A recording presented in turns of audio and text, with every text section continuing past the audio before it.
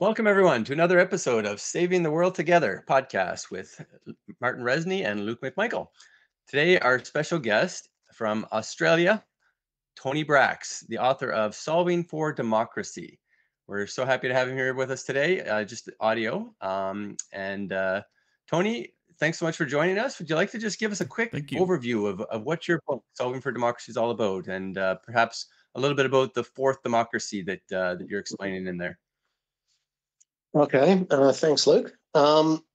So the idea with solving for democracy is a recognition of the problems inherent within our existing democratic processes.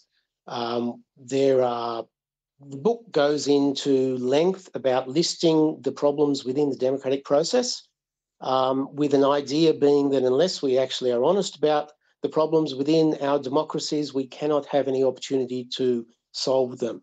So what I do is I go through the problems. The idea is to identify the causes of those problems within the process of democracy. And if we can identify the causes, then they can be either circumvented or removed entirely. So this is the process of the book. The essence is to try to apply an analytical process to a subjective area, which is sort of inherently what democracy is, and the process of democracy. It's not necessarily something where there is a right or wrong answer. But the idea of what I've tried to do is to apply as much analytics and critical thinking to said process to ensure that by identifying all of the causes of problems, we can then remove them. And by applying the right methodology, we can replace those causes with processes that will work substantially and measurably better. So this is the process of the book. The idea for any replacement processes is that they will be sourced from known working solutions within society. We don't try and reinvent the wheel. What we try and do is find processes that we know from some area of society work, and that we can then apply to the democratic process. Right.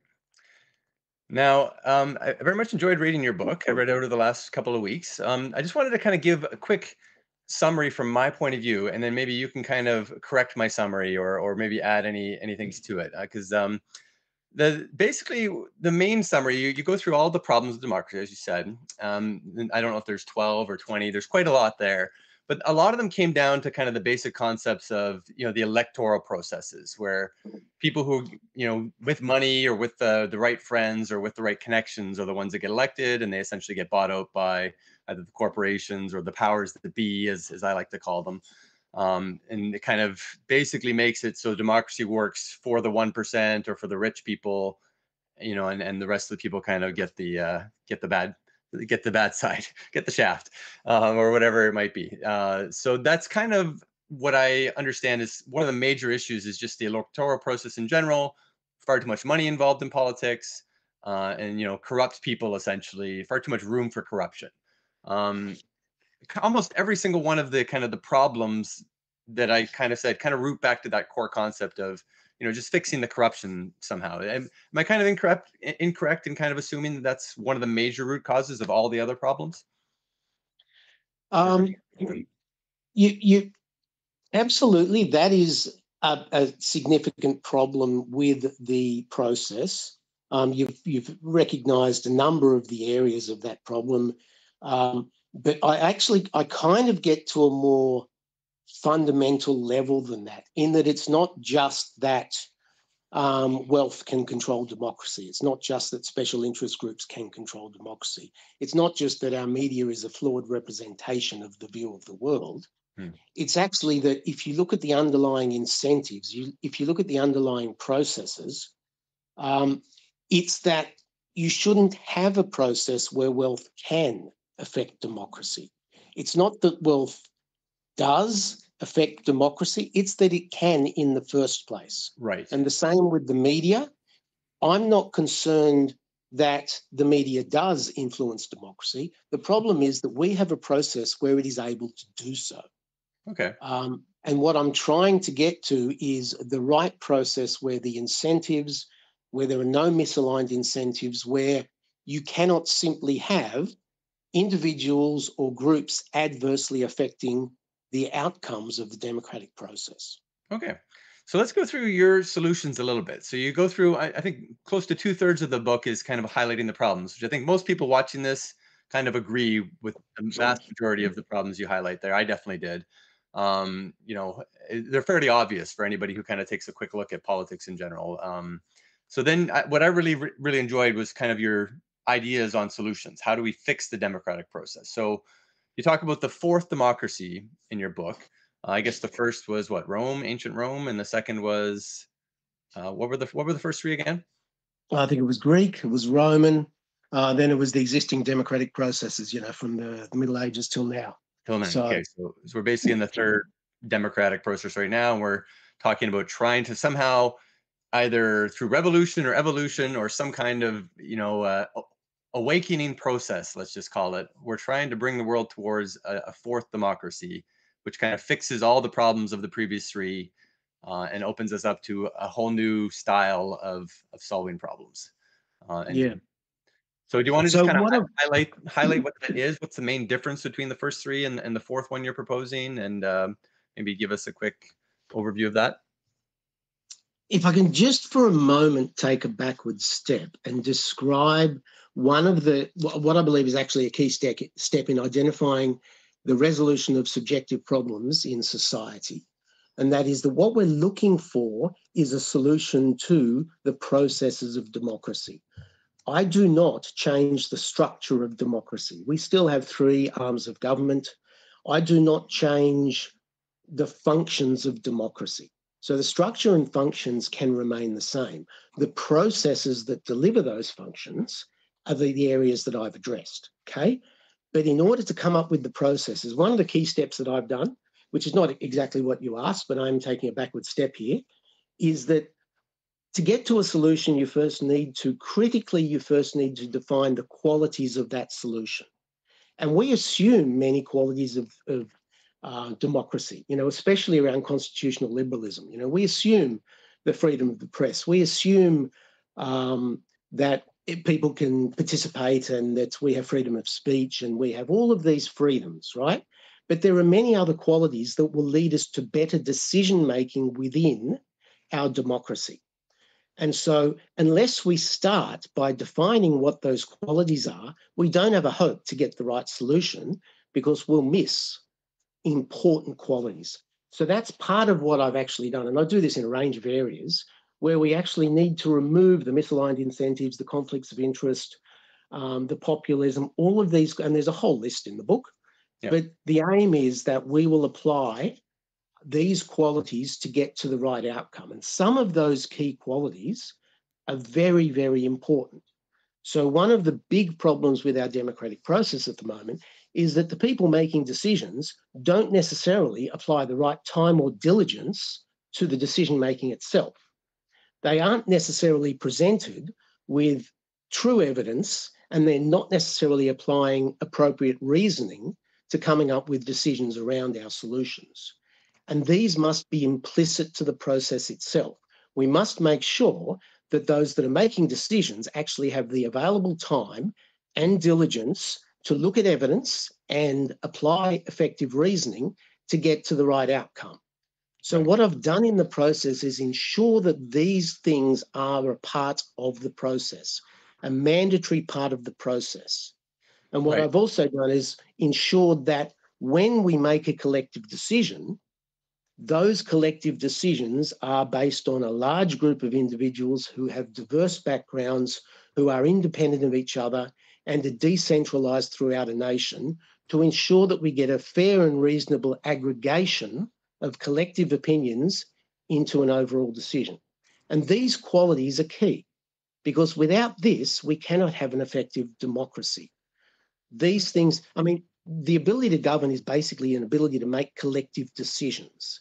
And the collective has been our challenge because the way that we aggregate votes is so fundamentally flawed through the political process and through our electoral systems. So we So should I probably kind of do want to put that out there. I just don't want to interrupt you, but I believe that I think you've made your points in regards to the issues are quite well. I think we should probably get into what are your proposed solutions and maybe focus more on and discussing if you want, Tony, I can. those. Yeah, and if you want, Tony, I can kind of give you my take on it, just from what I understood from the book, and then you maybe can correct me, if you want, or is that a good way to go about it? So from what I got out of the book, the major difference is you're kind of proposing. So we still have the legislative, we still have the judicial, we still have the executive branches, but you're proposing that instead of electing people, instead of having elections at all, we just kind of either fill it by appointment through some kind of jury-like process where we appoint judges through having appointees and appointees and appointees who are not connected at all to the decisions, but they're kind of trusted individuals from various parts of the world or from various parts of business that kind of go in towards appointing people to these roles in a kind of a business-like kind of way that's cross-checked and as much as possible double-checked for corruption, double-checked for any kind of favoritism, so that no one's appointing their friends or their family members. So instead of electing people, you're appointing people. And then from the legislative point of view, which is like the House of Representatives and all your senators and your congressmen, instead of electing anyone to any of those roles, you're advocating for just random people to like jury duty to go in for a period of 3 to 6 months or however long to be trained and focused on a specific set of issues that need to be decided on for whatever that period is. And those people make the votes just like the legislature does today, but they're random. It's a random sampling of society. So again, no room for corruption, no room for really buying people out because they're only there and they, just like a jury, they can't be tampered with. They're kind of isolated from tampering to some extent for a significant period where they're not working at their current jobs. They're taken away from their current jobs for, again, a 3 to 6 month period. They're paid a certain amount to be on the legislature, and that is their 100% focus to make good decisions based on their society. So that's kind of the quick overview, I guess. There's definitely more to it than that, but am I missing anything really important from that explanation? So let's go through that. On the judicial side, from a Westminster point of view, from my democracy's point of view in Australia and in England and a number of others around the world, judicial changes are not a big deal because they're effectively what we already have, right? And that is that we have judicial by a team who appoint the High Court, Supreme Court, depending on which location you're in, right? This is not reinventing the wheel. This is an existing process that has removed the judiciary from the control of political parties and or the legislature, right? It's an effective model because we don't have to worry about what time somebody dies on the Supreme Court. The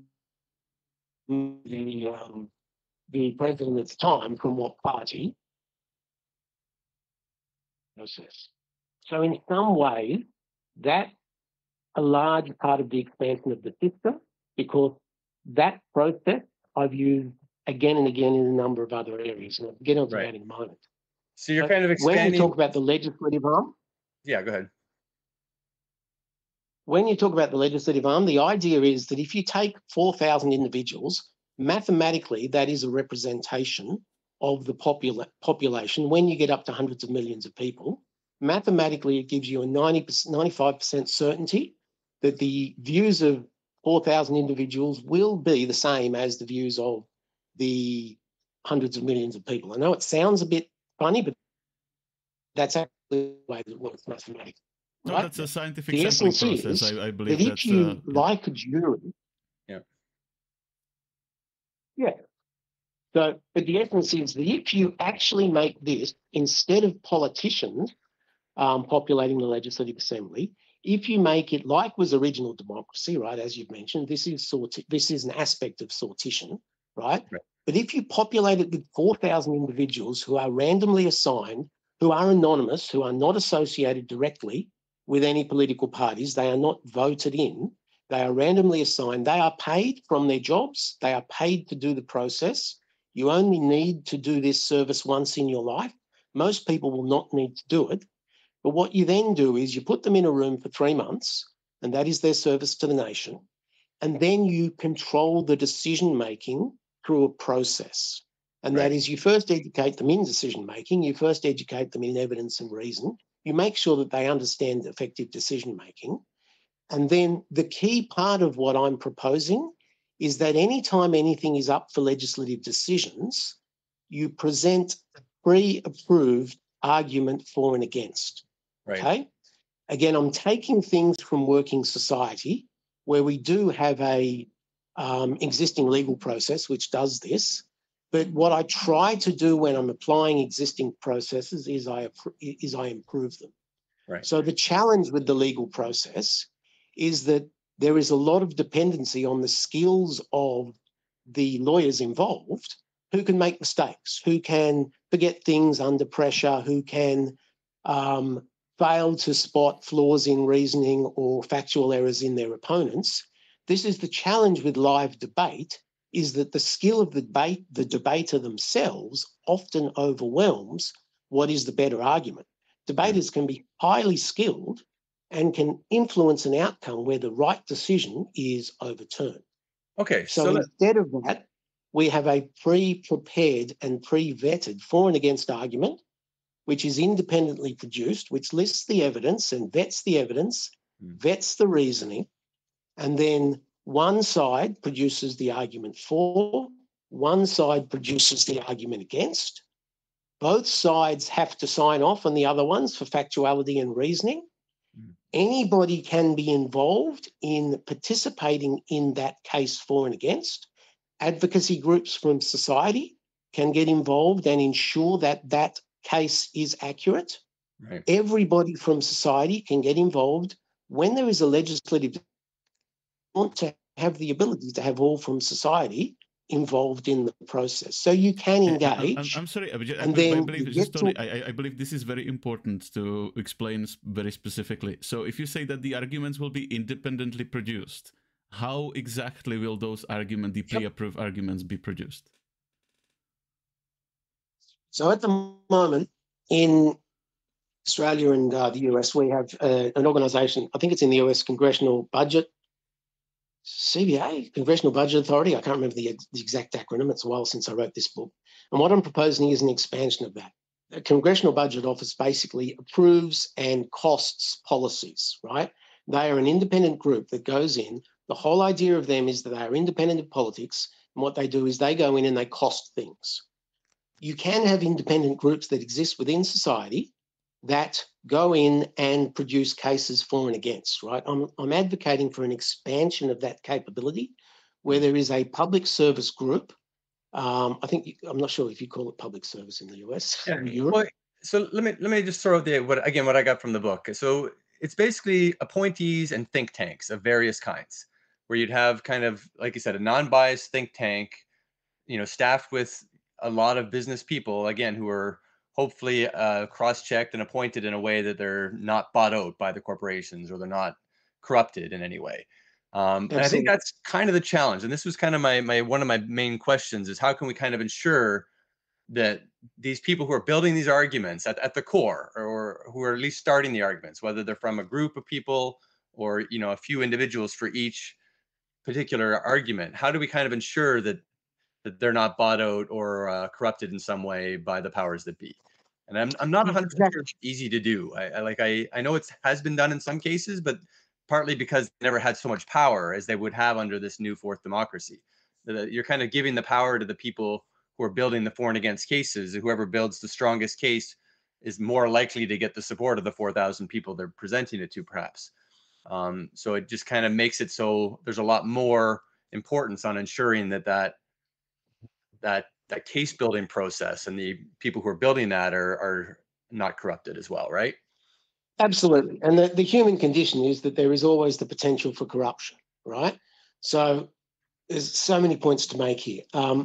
The challenge here is that the group that produces this is sourced, as you say, from members of society. It is also, you can volunteer for it, you can be appointed to it for a period of time, you can contribute to this group. And at the same time, the input to that group is still from all of the existing groups within society, advocacy groups, special interest groups. They can all have a say in the outcome. They can legally challenge the process. They can engage with the process. They can contribute to the process. So the idea is that all from society get a say in this process. But at the end of the day, Yeah, you someone do has to have have to the make final decisions. say. Yeah, Yeah, but someone has to have the who final has say that yes, it's done. the Who has the executive final say? decision? Like, who makes the executive decision at the end of that process? What goes into the approved argument that will be shown? So this is an agreement amongst the individuals involved. You need to have a core team, a core executive, which makes these decisions. There is, and at the end of the day, what you can also do is there can be appeals to the judiciary system, right? So if there is some dispute, you can appeal it in a legal sense. And I'm sure this will happen, right? At the end of the day as well, the checks and balances, look, what I'm certain of is the potential for influence with this, although real because we are human beings, it is less than the carnage we have in existing democratic process. Right. The key here is not do we get to a perfect system. The key here is do we get to a substantially better system with less likelihood of failure. And what has been put together in the book, and it's hard to actually describe in a process like this, is a range of checks and balances. Yeah. So I think there are checks and balances. Part of the major check and balance, like from what I'm getting from what you're saying, is that any major decision, let's say like Obamacare, Medicare, or something like that, that's kind of a major talking point. All the media is talking about it. As the case for and against is being built by the different groups. You have one for group, one against group. Everybody in the whole kind of country is able to see that argument as the for and against. Before the 4,000 random legislators even look at the arguments at all, basically the whole country's talking about it. And through that process, the maybe 5 or 10 people in charge of the final for argument and the final against argument are going to be somehow influenced by all of society and all of the media that's going into arguing it, perhaps, depending on how big the issue is. So I guess the argument is as a whole, we're trying to just talk more about the issues and less about, the people or the, a reason why we're going to elect somebody. Maybe there's a scandal. There's less focus on the people making the decision and more focus on the decision itself and the facts beyond that decision, right? Does that make sense? Well, there's less focus on the evidence and the reason for the decision. Sorry, there's more focus on the evidence and reason for the decision. We don't have politics involved. We don't have politicians involved. We don't have an election coming up involved. We don't have people in this that need to ensure that their careers are protected by who is paying for their next election. Right. The amount of removal of conflicts of interest and misaligned incentives is extraordinary when you take away politicians and politics from the process. Of course, there is a potential. But again, what you need is checks and balances. You have a judicial system which is beside it to make independent views about evidence and reason. And you also, at the end of the day, still have an executive and governance panels that can say, look, this group has become corrupted. We are going to dissolve this group and we will reappoint again and start from scratch because something has destroyed them and we need to ensure independence. Yeah. So this is the essence of a new system, that you have more checks and balances and it's not just at the whim of a political party or a president. Yeah, it makes a lot of sense, but at the same time, it seems very complicated. And I think there's a lot of places where it could go wrong theoretically. I don't think it's ever really been done beyond, the judicial system. The judicial system is definitely a good example of how it can be done well, even though, there's definitely failures in that as well. But when you kind of move it to an overall, governmental system, it might be challenging. I feel like there's definitely a lot of issues there that could pop up that we just can't even fathom right now because it's never really been done. But I would love to see it be done. Like I would love to see some country take something like this and try to make it more of a, like you're saying, critical thinking effort to build for and against cases, make it more of a debate rather than a bash session or where you're focusing on the issues itself and less on the people making the decisions, less on the right versus left polarization that we have today. and more focus on, the for and against argument for each particular thing. Also, the deal making thing, I like that there's not as much deal making going on. You're just going up with every issue. Should we fund this? Shouldn't we fund this? As an individual thing, rather than trying to make a deal. We'll give you this if we get that kind of scratch my back, I'll scratch yours kind of deal, which I don't really like about the current politics, right? So I think Well, exactly. There's so many things. this can definitely fix a Look, lot of those current issues, for sure. this is not going to be complex, but if you just focus on a case for and against, I think you're underestimating our ability to actually produce a case for and against. Yeah. Just because we haven't done that particular part before, we effectively create this structure in our courts every day for every single case. Every single case, and this is one of the points I make in our book, for every single case within our system, we put together a case for and against. And yet when we are creating the laws of the land, we do nothing. Of course it's worth doing. Putting together a case for and against is worth doing. Writing down the reasons, the evidence for, and the rationale for policies, of course it's worth doing. The process to get to it it's not going to be perfect, but it's going to be vastly better than what we have in our existing flawed democratic process, whose flaws, I would bore you to tears if I listed them all out loud. No, for sure. So let me get back to one of my questions, and we can kind of circle back to this too. So my major concern, I think, with the random 4,000 people, and maybe even this whole process like we're talking about, I think it comes down to more of the media being kind of the main director. As we see today, Fox News, NBC, you kind of have this right-wing media, left-wing media kind of constantly bashing on every single political issue you might imagine, whether it's abortion or rights, human rights of any kind, or obviously, healthcare and social security, all these different issues. They're constantly bashing society with what's right and wrong, where the right wing's trying to convince everybody that you should only vote for the right wing people and the right wing issues and choose the right wing things because that's better for society, and the left wing's doing the same thing for the left wing.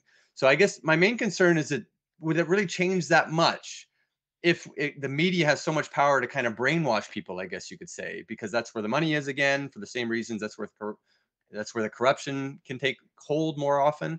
Is there any real solution to that here as far as the media controlling what the majority thinks about almost anything, even, as far as wisdom of the mass being corrupted, but that way? I could not agree more about the problem of the media within society. And where I started from in writing this book was writing a book about removing media influence, right? And then I morphed into, remember I said at the start, the problem is not that the media has influence, the problem is the media can have influence. Right. So look, I almost want to put the media itself aside. I mean, I've separately got a range of issues, range of options for solutions to the problem that we have with our media. I mean, I was preparing a book on that as well. Okay. But firstly, on their influence in the new system. Firstly, almost by definition, they cannot have as much influence as they do today because of the new structure. And I would almost argue that once you take politicians and politics out of society, suddenly the desire of individuals to read media articles on new policies, it diminishes, in my view, substantially. You suddenly don't have the leverage that the media has over current society, because you don't need to worry about your vote in the next election. You don't need to worry about which politician is in power. Yeah. You get on more with your life. But So of course, there is potential media influence. That is a part of humanity, right? Right. So the essence here is that they cannot control politicians. They cannot control the legislature. The legislature is a random group of people that no one knows who is sitting on the legislature. Right. They are not a group of known politicians that the media can interview and pressure. There is no special interest group that can go to that group and say, you won't get elected again if you don't vote my way. Okay, so I think, let me just interject for a sec. So I think what you're hoping is that, by electing 4,000 random people that hopefully are coming in unbiased, that they're not coming in with a pre-biased, preconceived notion that the media's force-fed them for the last several years or their entire lives maybe to kind of vote a certain way on a particular issue that's important to the rich people who are, you know, buying out the media. So we're just hoping that that isn't as big a case because it's harder and because people won't be as interested in it because only 4,000 people are ever going to have to make these decisions. So maybe you won't be interested until you actually are called for the duty. And then when you are, it'll be easier to educate those 4,000 people to not be affected by the media, to be unbiased, just like we try to tell a jury to be unbiased. Yes, that's Kind of makes exactly, sense to that's me. part of the key there. Yeah. We're more than just hoping that the media's influence won't remain, right? We're actually actively engaging to change it. So at the moment, people who vote without spending any time on the process, without necessarily being fed any actual facts or reasoning behind policy or behind politicians. Right. But what we're doing is we're intervening to ensure that individuals who do get to vote in the legislature, they are presented with the facts, they are presented with the reasoning, they are able to see and effectively forced to see, like in a courtroom, both sides of the debate. You cannot change some voters' minds, right? There will always be people who ignore facts and reason. But all we can do, if we assume that our democracy is built on the aggregate of our population's views, all we can do is do the best that we can to inform them accurately and correctly. Yeah. So and that's what we aim to do here. That makes right? sense. I'm not saying that we also don't fix the media. Sure. I think we should fix the media. But I absolutely think that there is less incentive for the media to bleat as much as they do when politics largely disappears and politicians largely disappear. They lose so many talking points that it will be hard to gain readership without the political structure around it. So, what do you think, Martin? What's your opinion on this, what we said so far? Yeah, I have so many opinions. I am not sure if Tony knows about my background too much, but I have a master's degree in political science, and I've specialized in political philosophy, and I also did 20 years of debating. So there's like so many angles from which like this is interesting to me, because actually. I'm not actually sure because that's even like this is so like a first comment I would say this is sort of so like alien in terms of like the choices that you're making toward the existing systems, particularly because like you talk about the Westminster model. I'm from a different part of the world where there are different politics entirely. We have very little and importantly different judicial system. Importantly, we don't do juries at all. Like in my whole part of the world, that's a thing that's like, oh, that's the American thing, like from our point of view. So I guess you'd find people here who would be just like doubting the whole jury idea, although it's like actually the way you sort of put the elements together, I'm not even sure if you like actually would be able to call it a democracy, even though democracy is a very, very open definition.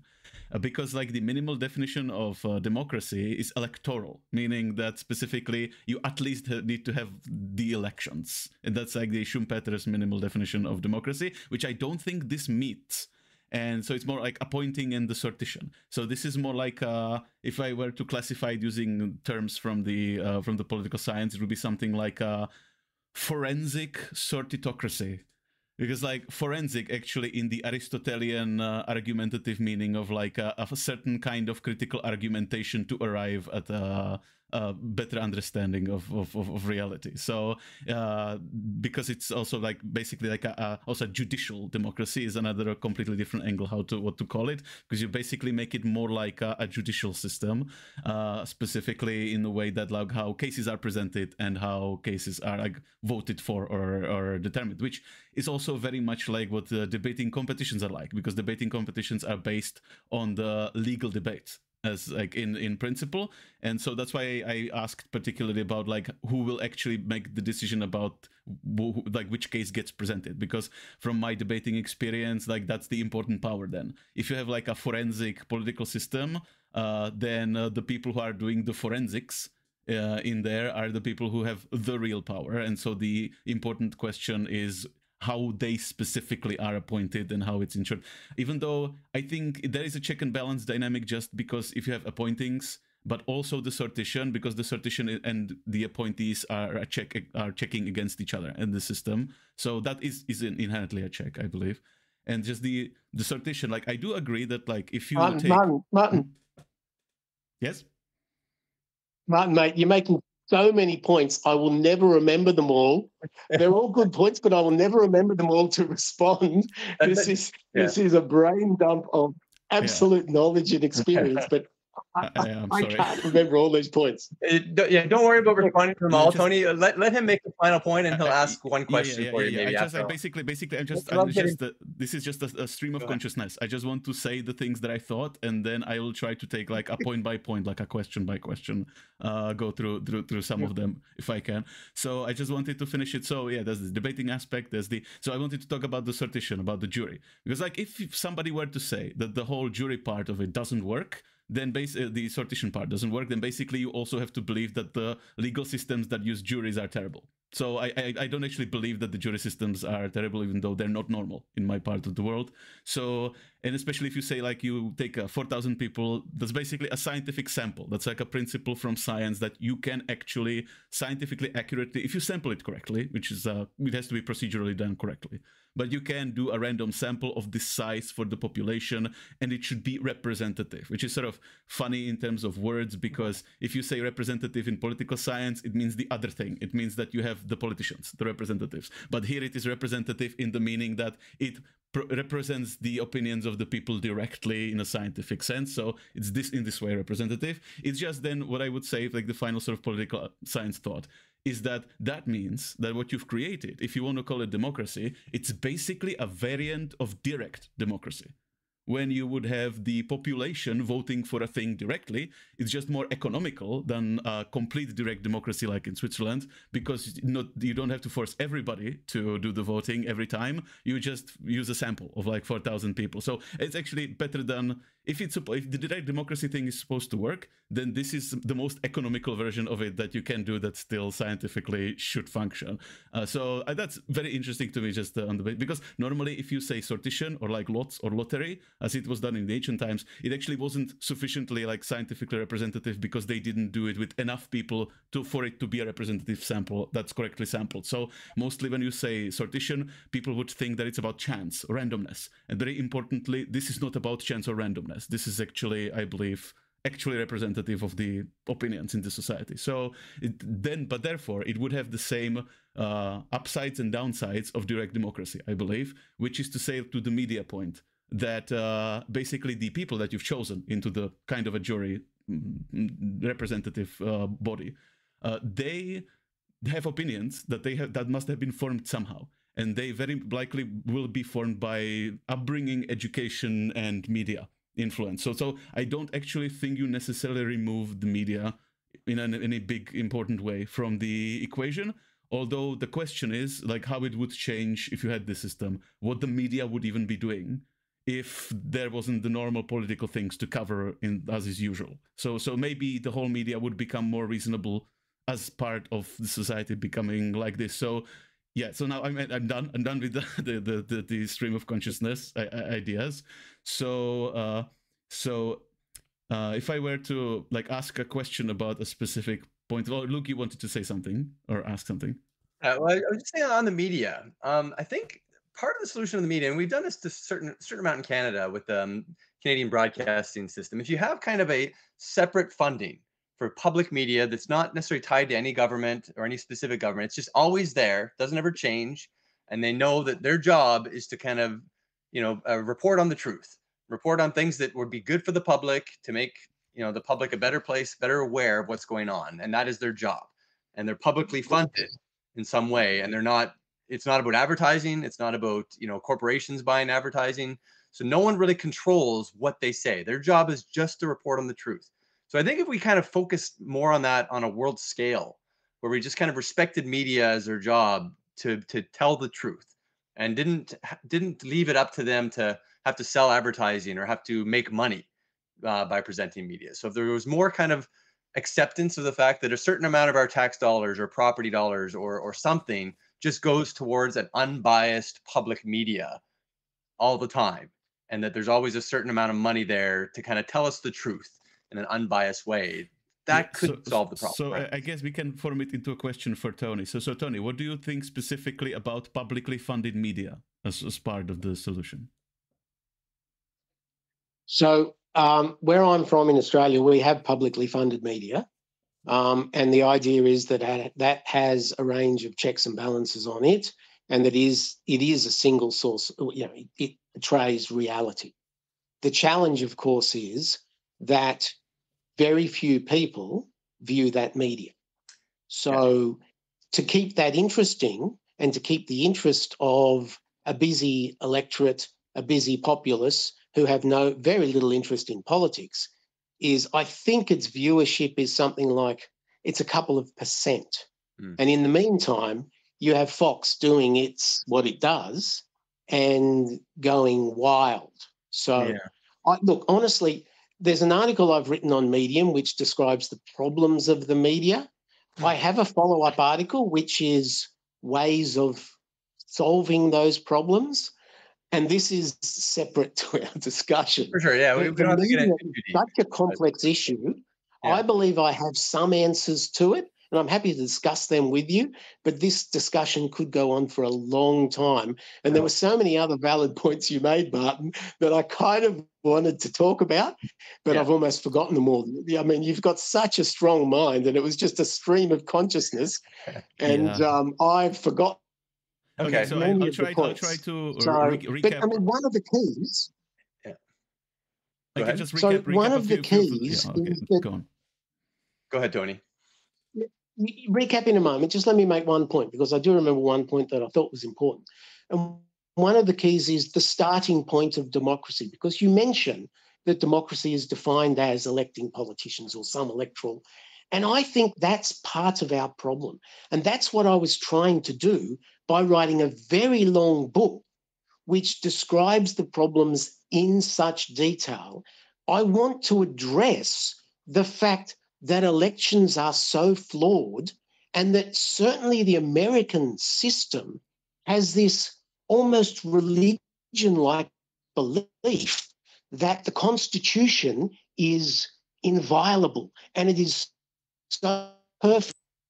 And I absolutely disagree with that. And this is where I've started with a definition of democracy that is more broad.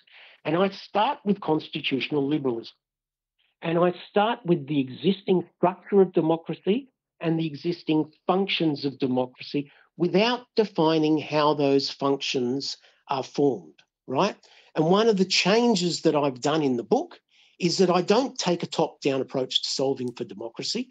What I do is I take a bottom-up approach. I look at the individual processes that we have within our democracy, and I try and find the best solution to the problems, the causes of problems that we have. And it does not conform directly to sortition or directly to electoral systems. It does not conform, because if you take a bottom-up approach and try and deliver each process in the best possible way, you're not constrained by the choices we've made in the past. And I think through that we can get to better answers. Okay. Sure. I think that's very well put in terms of political science, disambiguation of what it is that you're trying to accomplish. But I agree that actually I never liked the basic definition of democracy being the minimal electoral one, that like, as long as you have elections, because of course there's many authoritarian regimes that they don't really do anything democratic really, but they have the elections for show, and the people who are in charge win with 99% vote every time there are elections. So it's basically a bit of a joke. So that's 100% agreement from me. So basically I guess we can talk about democracy as focusing on the rule by the people element, and not the how did we get to have representatives element of the democracy. I think that's fair. So like one of my points, I guess, was just that it's basically what you're doing with the sortition is upgrading it to scientific sampling is one of the points. And Absolutely. in those terms, I do like that, because like that actually has a very very solid basis in science, how scientists could explain, like social scientists would explain why this is actually an actually representative process. I think that it just doesn't necessarily address, so maybe that's one of the things, like one of my points about how juries are not actually normal in most parts of the world. So you would have to make a case for juries to begin with if you wanted some other parts of the world to even start considering this. So what would you say, like one question, what would you say about general arguments against juries? Like, for example, that people in the jury oftentimes don't want to be there, that it's like bothersome to them because they didn't choose it, they were randomly selected, and so oftentimes their motivation is just to be done with it as quickly as possible and return to their life. It's so what would you say to like argument like this, or general Yeah. arguments of like why juries have like the downsides of juries? Absolutely, and that's one of the advantages. The imperfections of juries. One of the big imperfections is that you've only got 12 people, which is not representative, and where individuals can influence the whole, right? And look, the motivation challenge is something that is real and affects every democracy in the world. When we are looking to get the aggregation of people's opinions, one of the biggest problems is the lack of motivation of individuals in society to participate in the process, and then they're making decisions based on being uninformed, right? That same problem exists within this process, of course, because we're human beings, right? I can't take all problems away, right? But what we can do is mitigate them as best as possible. And there will be people who sit there. One of the ideas and one of the questions you raised, Luke, was could we do this via VC? And although we can, my preference is that we don't, because when you're on a VC, who's listening? Who's not playing with their phone? Who's Right. not doing something else at the time? The value in a jury is that you have no phone, you have no ability to do anything but listen, right? We Right. can't make everyone listen, but we can do the best we can to improve the process as best we can. You know, I don't disagree with your point. Of course, that's a problem. So, Yeah. but again, 4,000 people, they are paid for this. This is their job at the time. This is a 3-month process.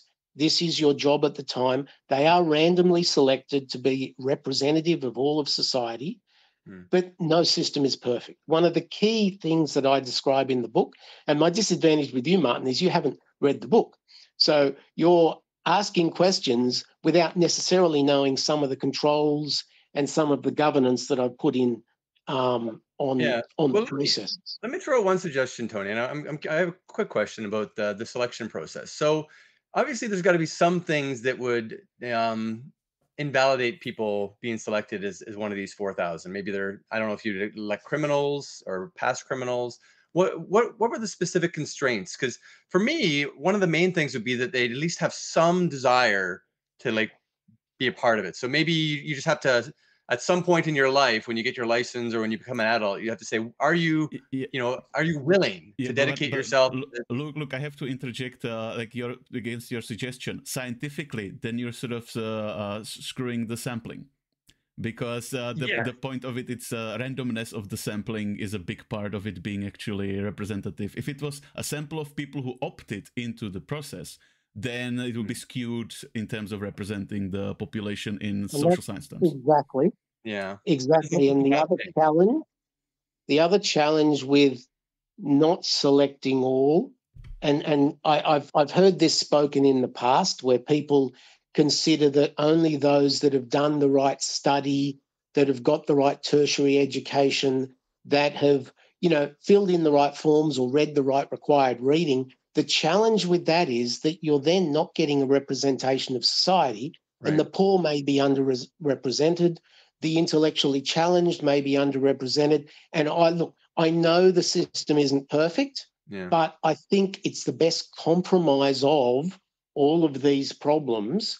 And one of the biggest problems, I think, is where you will get, non-English speakers in a country like Australia. If you're not representing them, that can be 1 million out of 25 million people. You know, we have such high immigration, as you do in Canada, that if you're removing them from the process and you're not giving them the ability to work out, well, what's the, the support levels in unemployment for poor people, it really skews the results. Okay. So I get your problem, but it's a challenge. So the main solution then is basically to try to, I guess, educate everyone in society to see it as, a valuable, important duty of society, is that anyone who's called to do this should do it with their full power and be encouraged in any way possible to do it with their full attention. Technically, it would actually be a form of civic service, much like military service is normally, and that would just make this regime a bit Republican in the classical sense of the meaning of the word Republican. Yeah, and that's actually one of the things that elsewhere in the book, one of the things that I'm trying to advocate for, because one of the advantages that I would see with this is that one of the definitions I have of the democracy is that people can and do participate. And the opportunities for participation aren't just in the Legislative Assembly. They are in the bodies that I've created, the body that defines the for and against case, the body that appoints people to the judiciary and to many positions in government, the executive government. I'm saying, wouldn't it be great if people said, within my career, I will give 6 months to participate in this body and contribute to society? That's something I think we could advocate for.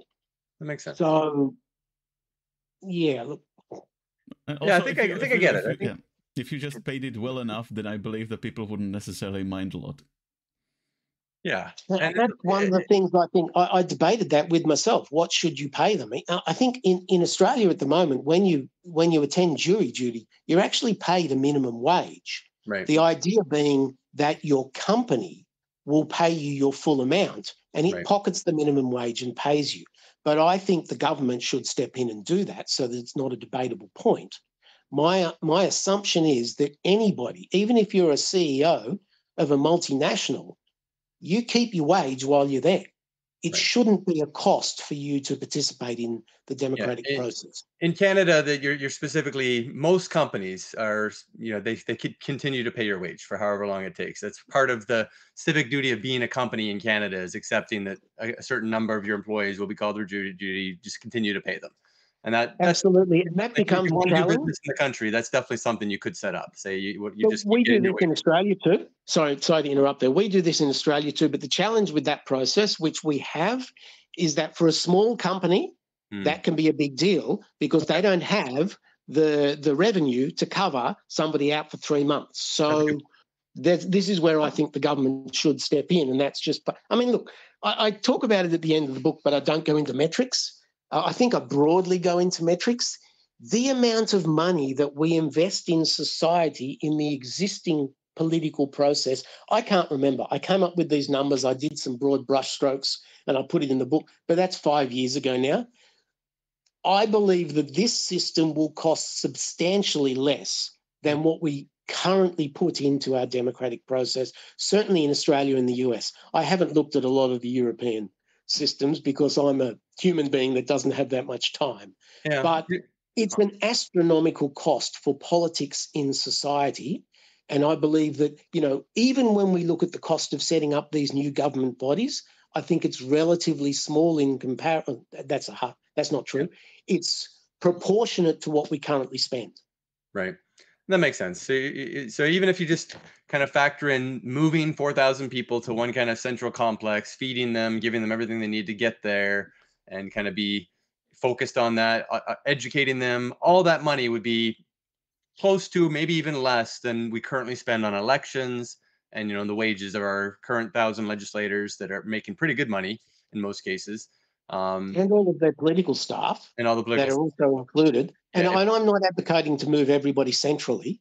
I think that is potentially too much. What I would do is move to the nearest capital city, so you would have multiple groups. Right. As long as there's supervision of those groups, you can move them to the nearest capital city, the nearest regional centre, where you have some supervision.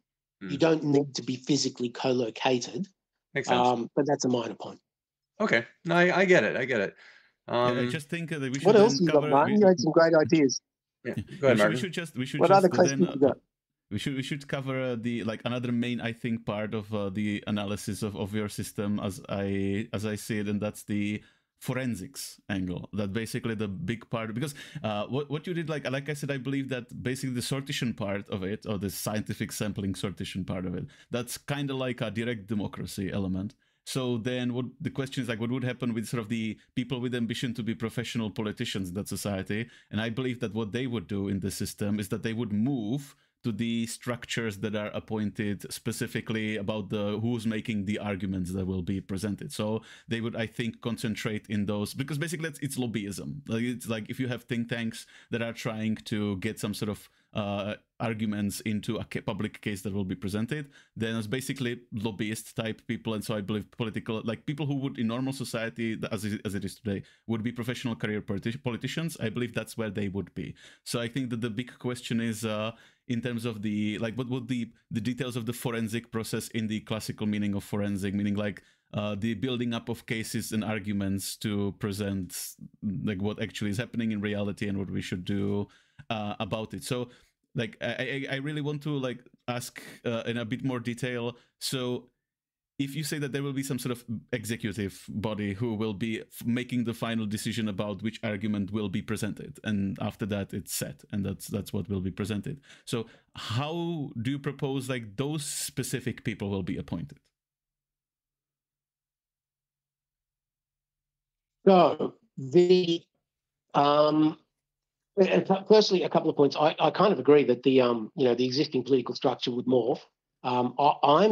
I suspect they morph both to trying to get onto these decision-making bodies, but also I think there's still an enormous opportunity for advocacy groups, for special interest groups, because they will still be lobbying into these decision-making groups. So there will still, advocacy groups will still be there, and also advocacy groups can actually contribute to society in proposing ideas for change. And that's a whole separate issue, the prioritisation of legislation, the prioritisation of change. But look, the governance of this, you need to obviously ensure that the two parts are that the appointments to the management positions on these are done by what I've called, I can't remember the goddamn name of it, it's been 4 or 5 years.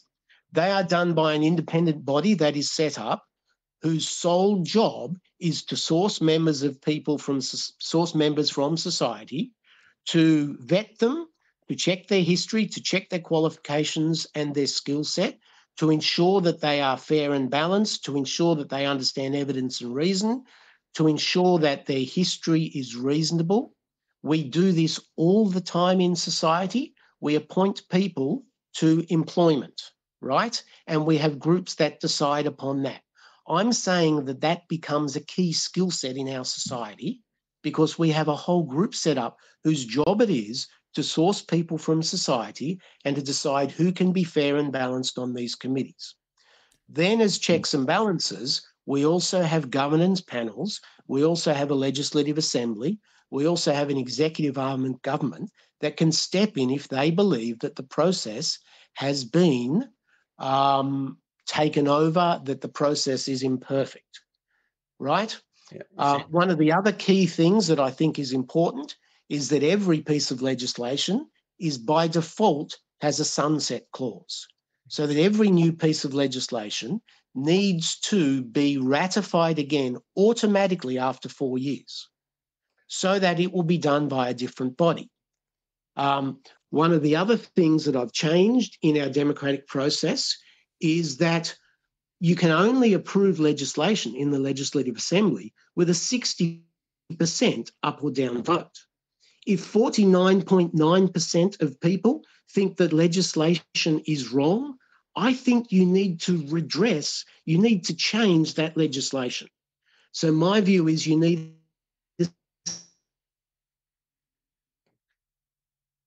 be better at this, that we can actually propose legislation that the real majority of society wants to see happen. So there are a whole range of checks and balances. What I've done is a bottom-up approach. I look at every area and try and fix every problem. And I'm not perfect. I will have missed stuff. There will be flaws within the process, but this is not the end point. This is a start point, right? when I first started writing this book, if I can get on my little high horse here for a moment, my first view of writing this book was that the qualities of the democracy were the value in the book. The implementation choices that I chose, like, as you say, sortition, 4,000 people, like the groups that I've set up, I believed that someone else, if you start with the right qualities of the democratic process, and if you remove your allegiance to elections and politicians, other people may come up with better solutions to the individual bottom-up processes that I've done. But we must have the starting point of the right qualities of democracy and the right political process. Yeah. And that's what I'm advocating for here. Yeah, makes sense. As for example, to like give one idea out there, the platform that we're developing with Nova, which is provisionally called Procon, maybe the part where you're building up an argument to be presented could be done using some system like what we're actually developing, which by itself has some sort of like tiered democratic governance principles embedded into itself. But basically, what we're creating is like a system where you could have any number of people collectively working on some sort of solving a problem or proposing an idea, for example, or proposing legislation or a case. And there's sort of it's a system to enable them to collectively work it out, where there are some mathematical ways of tracking in real time which ideas or suggestions are more supported than others in real time, and then through stages arrive at like the best worked out version of an idea where you can sort of even like anonymize certain contributions while they're going on to prevent some sort of manipulations or attempts to like influence someone from the process. So maybe actually we could use some system like that as part of the solution. It's just what occurred to me right now. But yeah, I do agree with you that I also would like to focus more on the like qualities of democracy that you want to get at the end, rather than getting hung up on details of how we're currently getting there or have been traditionally getting there. Yeah, I that's an interesting thing, because when I was deciding on the solutions for within this book, I mean, there are groups around the world, there are countries around the world that are actually experimenting with citizens' assemblies, right? And my view on that is that trying to get a citizens' assembly to come up with solutions is an incredibly difficult task. And I specifically only enabled in the democratic process that I come up with a citizens' assembly to give an up or down decision, because the challenges that you just described in solving a problem with a large group of people. I mean, I worked for years in a professional environment, in committees, in meetings. There are so many ways that can go wrong. I applaud anybody that could get that right, but I have a large amount of cynicism as to whether or not that is a problem that can be solved. So I specifically chose not to do the existing structure that people are experimenting with, which is a citizens' assembly coming up with the solution. I think you need other groups doing that. I think you need other more controlled forms of groups of people. Yeah. So essentially, I'm not saying we couldn't get there, but at the moment, I think that's an incredible struggle. Yeah. So essentially, this kind of comes down to a triangle, I guess, of appointing panel, with the checks and balances on each panel to make sure that none of those panels are corrupted, and that those panels all kind of work together to get the people in place, unbiased people in place, to build the for and against arguments. It's kind of in a nutshell, I think. And however we do that, yeah, we have to continuously be aware of where the problems might come, and everyone from every part of that triangle, or every single panel within that triangle, has to constantly be kind of visible and make it transparent as possible, so that any problems as they arise, they can kind of be seen and kind of corrected in real time. So that's kind of what our goal would be with this kind of an app, or some kind of app that makes it fully transparent, fully visible. Every single step and logical fact that's pointed out, or reference that's pointed out, is traceable back to its origin, and that you can kind of work your way through the logical and critical thoughts of each particular problem. So One of yeah, the things that I go ahead. sorry, mate, I think you nailed it there. I've got one of the things, and it moved me on to another point, right?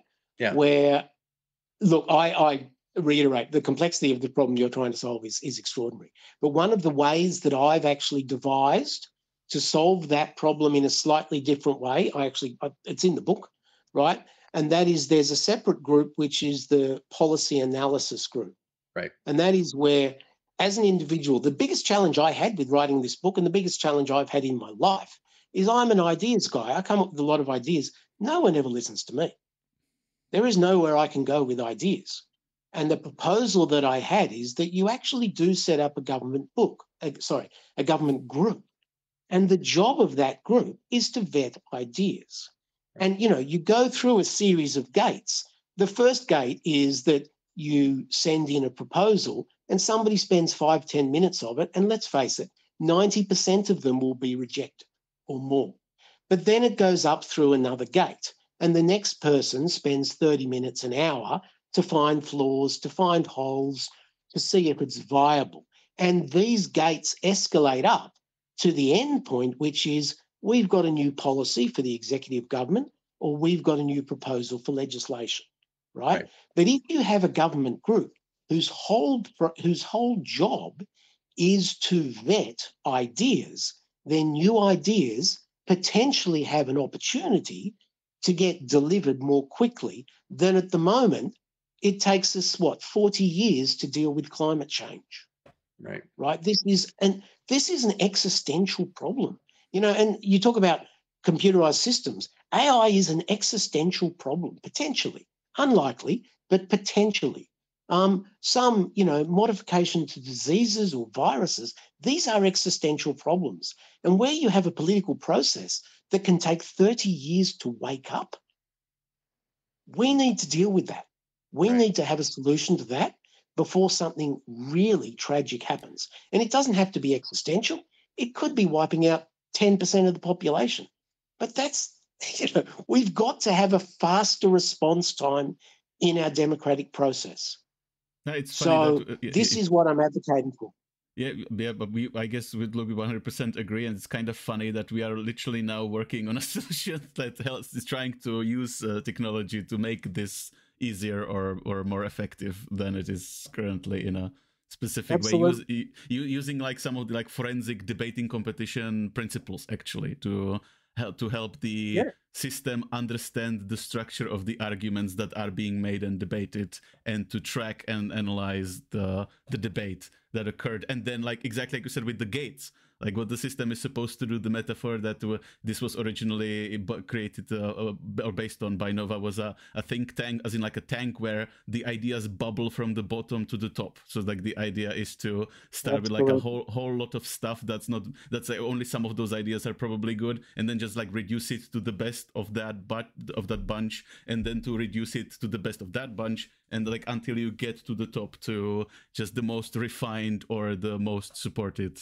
idea of them all. So we're really actually trying to solve this exact problem right now.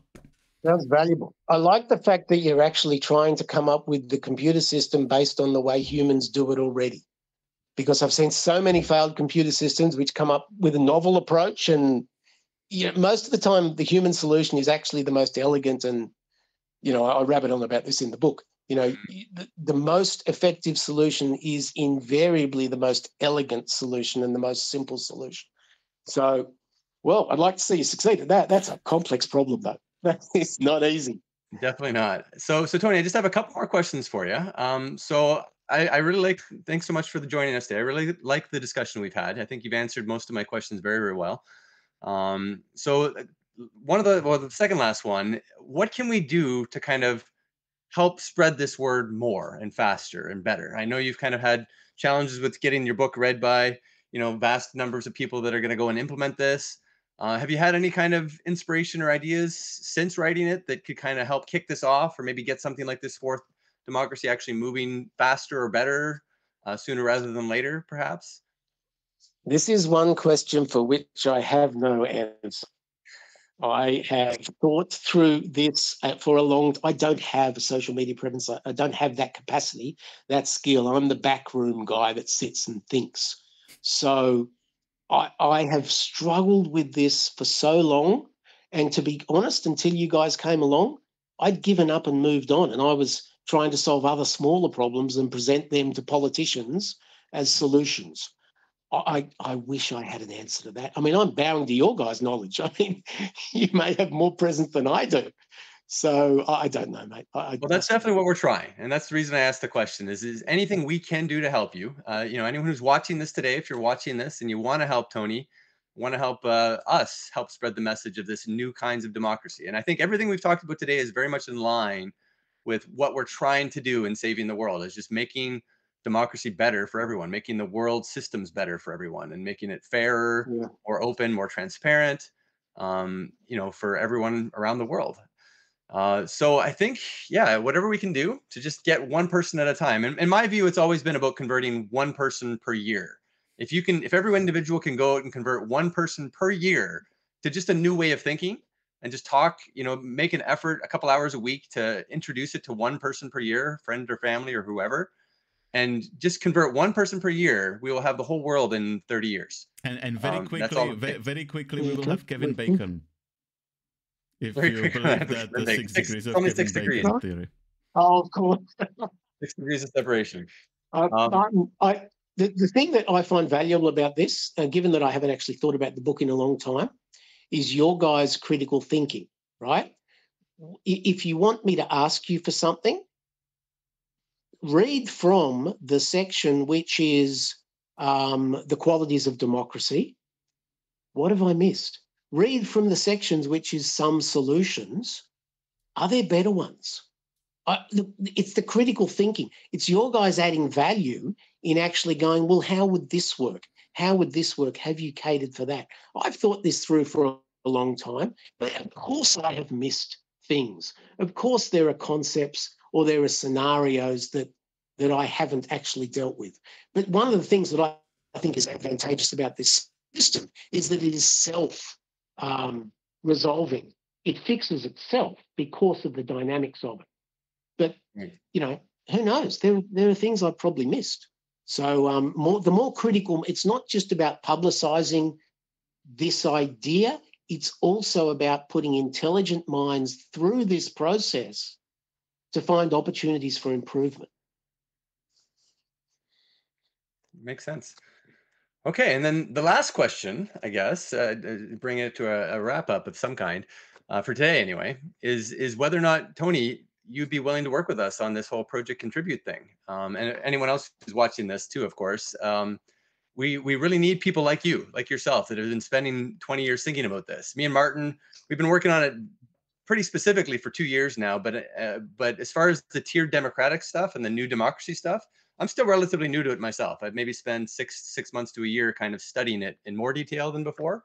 But we really would love to have someone with your kind of background and breadth of knowledge, just take a look at what we're doing as far as the Project Contribute app, how to bring those kinds of democratic principles into that, make sure we can kind of design from the ground up with your knowledge. Is there a certain amount of time you might be willing to commit to help us do it right and get this kind of information out there to as many people as possible? Look, I'm happy to help. I'm not sure for how much of my time, but what's the word? I do think there's value in what you're doing. I do think that absolutely, potentially, a valid contribution to society. But you know what? I think you have bitten off an enormous problem. I do think what you're trying to solve is an incredible challenge. And getting the incentives right, getting the structure right, getting the participation, I think you've bitten off substantially more than what I did when I thought I'm going to fix democracy. So I fear that. I do fear that as a problem. Yeah, it's definitely not something we can do alone. We have to do it together. But I'm happy to throw in ideas. I'm happy to see how I can help. Okay. Well, that's all we can ask, and we'll keep you in the loop. For now, if you'd love to, I don't know if you've read our Project Contribute portion. It's relatively new. It's only a couple months old. It's really our first Okay. major attempt to make it kind of an action-oriented. Let's bring people together. Let's create something tangible to actually solve these problems and get some kind of do new something. democracy. Or maybe like I've written several articles about the underlying ideas of what we're doing, and that they are on my blog on Medium. So maybe if you felt like I have read those articles. So Martin, I'm sorry to talk over you. I have read those articles. Yeah, and that's how I get to the idea of this is complex. Great. Right. Well, we'll definitely, look forward to any future output from you as well, Tony. And we have meetings usually once a week with Project Contribute. We'd love to have you sit on one of them once our demo is kind of ready. If you're, or be a part of the initial outlay of, we're going to have a few beta run. Look, we can do some sort of like special event once we have something specific to demonstrate, and maybe like invite even people like Dave or like the couple of people who have heard about it to do some like a bigger, maybe like an event, good. maybe something like that we could do. Yeah, if we can get even 10 or 20 of our guests that we've talked to it about to just kind of commit an hour or two at some weekend or some day that works for people to just kind of try out the tool and talk about it a little bit and tell us what they think of it, or give us feedback as a group. That would be wonderful. Sounds good. Any output you have, or any opinion you have on how to make sure that we get all the different angles and all your experience kind of employed in some way to build a good tool to do these kinds of new democracies. Point all of the ways in which it won't work, so that we can address those. Yes. All right, not a problem, Martin. That'd be great. Thanks. Okay, thank you so much, Tony. Do you have any final comments or final questions or comments for our viewers today? Not really. I would like to thank you guys for your time and for your insightful views. It's good to have some capable brains to not just to actually to hear your feedback, but it's it's engaging. It's kind of interesting. It's nice just to engage with people. I sit in the room a lot, maybe too often. And it's what I do, but it's been interesting to talk, and it's been challenging to talk, and I've enjoyed that. So thank you very much for that. Excellent. It's definitely been one of the best parts of my life in the last 2 years, is just these couple hours a week of conversations like this. It's something I very much look forward to, and I hope it's something I can continue to do better and better as I get to talk to more people like you, Tony, and figure out what we need to do to really save the world. So, and you're a part of that. So thank you so much for everything you've done to help inspire people like me and Martin to do what we can to be part of this. Thank you, guys. You have a good night, I think it is, or day, or whatever it is. Yeah, we're getting there. You have a great time. We'll talk again soon, hopefully. And thanks everyone for joining us today. Let's save the world together.